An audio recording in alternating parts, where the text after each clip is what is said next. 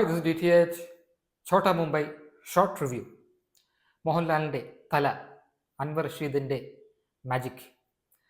അൻവർ റഷീദിൻ്റെ മാജിക് എന്ന് ഞാൻ പറയാൻ കാരണം അദ്ദേഹത്തിൻ്റെ ആയത്തപ്പടത്തിൽ കൊല്ലംകാരൻ അൻവർ റഷീദ് മമ്മൂട്ടിയെ കൊണ്ട്, അതായത് എറണാകുളത്ത് പഠിച്ച് വളർന്ന മമ്മൂക്കയെ കൊണ്ട്, ആലപ്പുഴ ജനിച്ചാണെങ്കിലും പഠിച്ചു വളർന്നതൊക്കെ മമ്മൂക്ക കൊച്ചിയിലാണ്.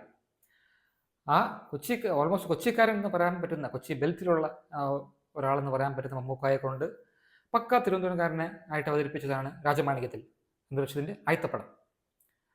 രണ്ടാമത്തെ പടം ഛോട്ടാ മുംബൈയിൽ കൊല്ലത്ത് ജനിച്ച മോഹൻലാൽ, അതായത് പണ്ടത്തെ കൊല്ലം, ഇപ്പോഴത്തെ പത്തനംതിട്ട, അല്ലെങ്കിൽ തിരുവനന്തപുരത്ത് ജനിച്ച് അല്ലെങ്കിൽ തിരുവനന്തപുരത്ത് പഠിച്ച് വളർന്ന മോഹൻലാലിൻ്റെ കുട്ടിയോ, ഒരു പക്ക തിരുവനന്തപുരം ബെൽറ്റുകാരനായ മോഹൻലാലിനെ കൊണ്ട് ഒരു ഫോർട്ട് കൊച്ചിക്കാരനായിട്ട് അഭിനയിപ്പിക്കുന്നു അൻവർ റഷീദ് നമ്മുടെ ഛോട്ടാ മുംബൈ.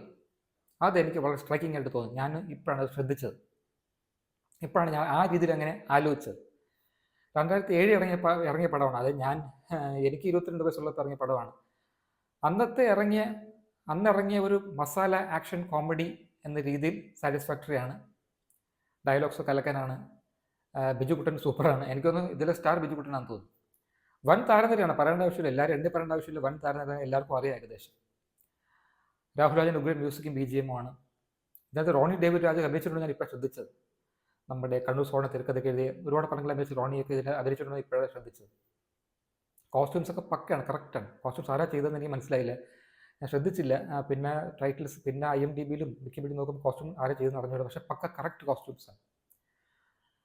അങ്ങനെ ഒരു ആക്ഷൻ കോമഡി ജോണറിൽ വരുന്ന പടം എന്ന നിലയിൽ ദിസ് വാസ് ഫൺ. 3 stars.